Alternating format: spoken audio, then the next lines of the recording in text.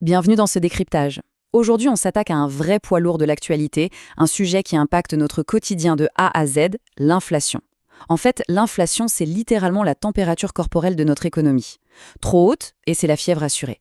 Mais attention, si elle est trop basse, le pronostic vital du système est directement engagé. L'idée ici, c'est de regarder les choses en face, de manière totalement impartiale.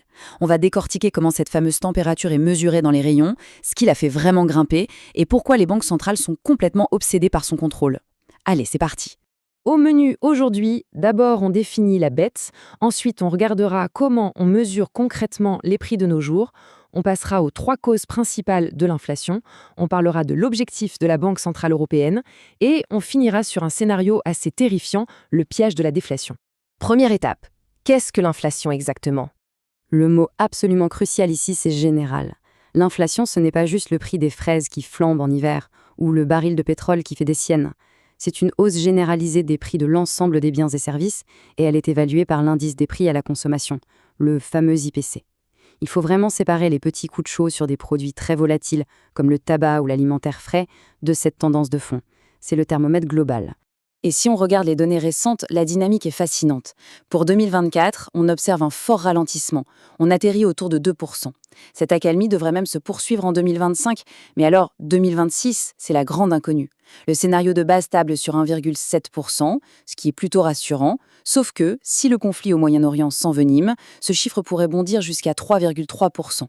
Ça montre bien qu'un simple événement géopolitique à l'autre bout du monde peut faire dérailler instantanément toute la machine économique. On passe à la section 2, comment est-ce qu'on mesure tout ça en pratique? Eh bien, ça demande une logistique monumentale. D'abord, il y a le bon vieux terrain. Chaque mois, des enquêteurs vont physiquement relever 150 000 prix dans 30 000 points de vente. C'est la méthode classique, absolument indispensable pour prendre le pouls des petits commerces de proximité. Mais on est au 21e siècle, donc Internet entre en jeu. Là, on change d'échelle, avec 2,5 millions de prix collectés. Des humains, mais aussi des robots informatiques scannent le web en permanence pour tout répertorier. Et attention, voici le chiffre qui donne le vertige, 80 millions. Depuis début 2020, on suit en continu 80 millions de prix grâce aux données de caisse des supermarchés et hypermarchés. La grande distribution est même obligée de transmettre ces infos depuis 2017. L'alimentation, l'hygiène, les produits d'entretien, on parle d'un véritable scan en temps réel de la consommation quotidienne de tout le monde. Par contre, il y a un gros piège à éviter. Imaginons qu'un nouveau smartphone coûte plus cher, mais qu'il est 2 fois plus puissant. Ce n'est pas de l'inflation, c'est juste une montée en gamme. Pour éviter de tout fausser, l'INSEE suit à la trace 1700 variétés de produits très précis, mois après mois. Le but, c'est de s'assurer qu'on compare exactement les mêmes choses. Troisième partie, les 3 causes de l'inflation. Qu'est-ce qui fait flamber les prix à ce point? Concrètement, l'analyse identifie 3 racines principales dans la zone euro: les coûts, la demande et les importations. Elles peuvent agir toutes seules ou pire, se combiner. Décortiquons ça. La première mécanique, c'est celle des coûts.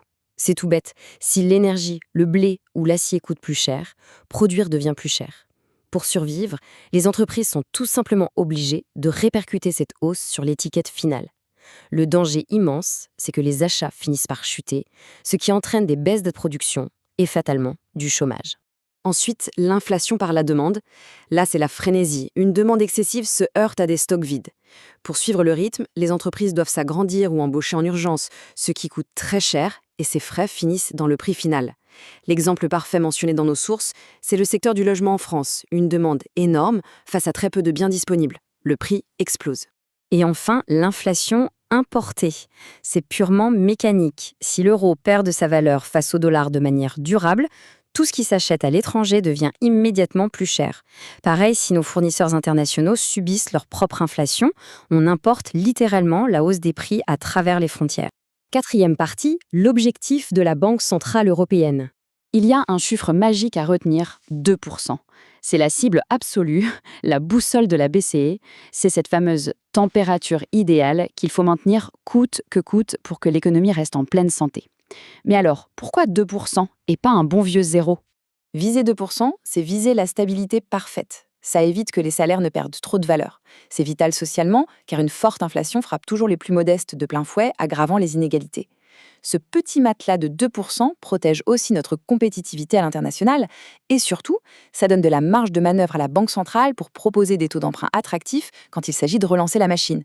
Cinquième et dernière partie, Le piège de la déflation. C'est vrai, l'inflation est douloureuse, on le sait tous.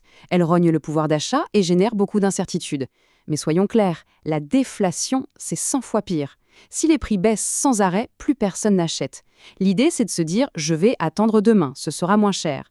Résultat, les entreprises se retrouvent avec des stocks invendables, vendent à perte pour survivre, font faillite et licencient à tour de bras. C'est une spirale cauchemardesque absolument destructrice. Et attention, ce scénario catastrophe n'est pas de la science-fiction, c'est la mécanique implacable de la Grande Dépression de 1929. Crash boursier, puis une déflation monstrueuse qui s'installe, les prix s'effondrent, les entreprises tombent comme des mouches, le chômage explose de manière dramatique, une crise systémique totale. C'est précisément pour ne jamais, au grand jamais, revivre ce cauchemar que les banques centrales défendent farouchement leur petite inflation de 2%. Et c'est là-dessus qu'on va conclure. L'économie, c'est finalement un numéro d'équilibriste permanent. D'un côté, le feu de l'inflation qui menace les portefeuilles, et de l'autre, la glace mortelle de la déflation capable de figer toute l'économie. Avec des chocs géopolitiques qui se multiplient, une grande question se pose. Les banques centrales auront-elles toujours les bons outils pour maintenir ce fragile équilibre ? C'est une réflexion capitale à garder à l'esprit. Merci d'avoir suivi ce décryptage et à très bientôt.